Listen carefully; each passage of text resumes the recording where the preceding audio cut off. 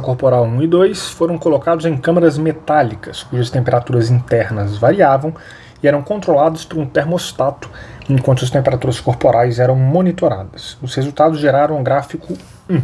Deixa eu começar aqui pelo gráfico 1, então. Repare, no gráfico 1, a temperatura ambiental era alterada pelos pesquisadores aqui no caso, né? Enquanto a temperatura ambiental, deixa eu circular aqui, era alterada, enquanto que a temperatura corporal dos animais era aferida.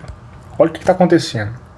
A gente está alterando de 10 para 20, 30, e a temperatura do animal 1, ela se mantém a 37.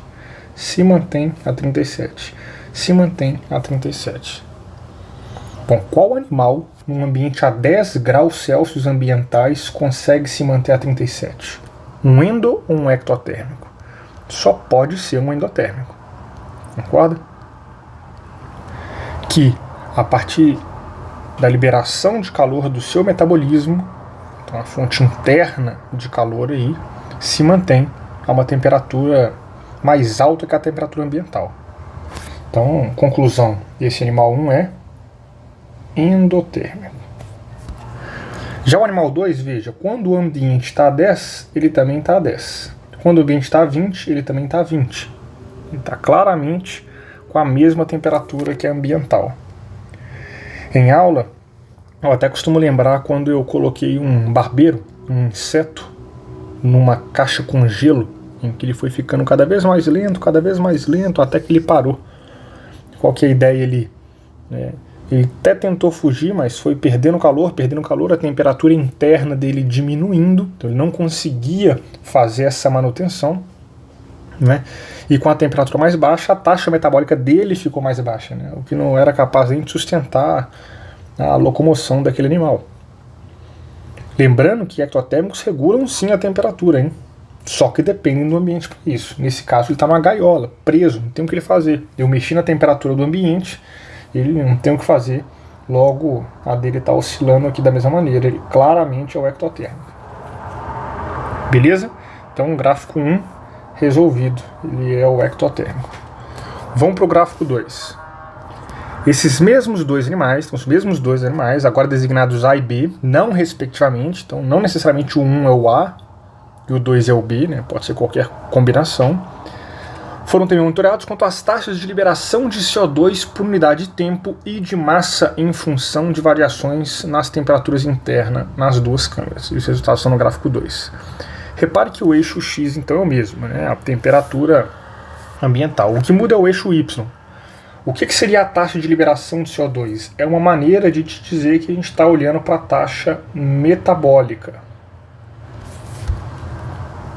Em aula, eu costumo te dizer que algumas questões trazem a liberação de CO2, outras questões podem trazer o consumo de CO2, são formas de dizer a mesma coisa, a taxa metabólica.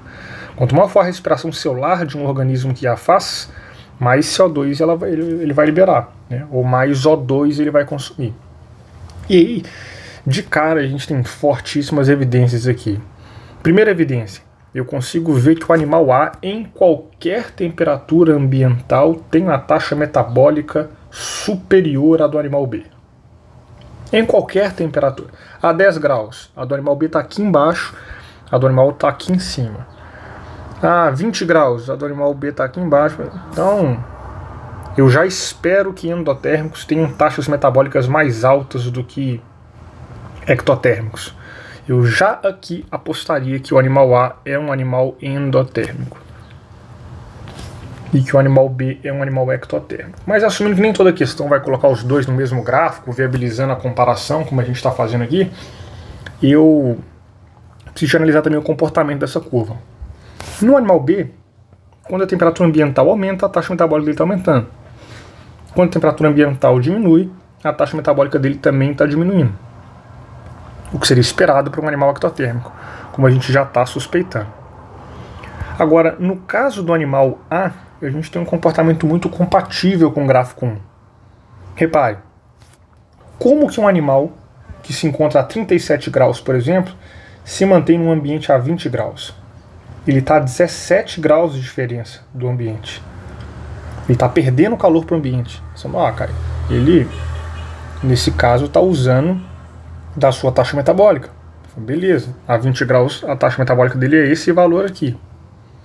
Quando a gente passa para 10 graus ambientais, a diferença aumentou. A diferença que em 20 aqui era de 17, agora é 27. Se ele manter a mesma taxa metabólica, a temperatura interna dele ia começar a cair. Mas a temperatura interna dele não caiu. Ou seja, com certeza ele tem que ter aumentado a taxa metabólica. E de fato, ele aumenta essa taxa metabólica. Percebe? A 10 graus. O que é compatível com o ectotérmico. Nenhum ectotérmico vai ser transferido de um ambiente de 20 para 10 e a taxa metabólica dele vai aumentar. Percebe? Isso é uma característica clara da endotermia. É óbvio que isso aqui não é infinito, né? Eu posso colocar esse animal numa temperatura tão baixa, mas tão baixa, que mesmo a taxa metabólica dele no mais alto que ele consiga manter, não vai conseguir sustentar a temperatura interna dele. Ele vai começar a baixar a temperatura.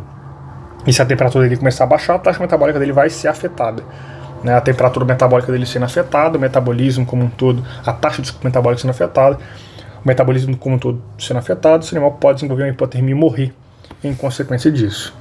Logo, de forma mais objetiva aqui então, a questão de pergunta. Os animais 1 e 2 do gráfico são respectivamente os animais A e B, né? Sendo que o animal 1 é endotérmico. Então o que a gente marca? B e A não, B e A não, B e A não, A e B do gráfico 2. Sendo que o animal 2 é endotérmico? Não. O animal 1 é endotérmico. Beleza, letra D.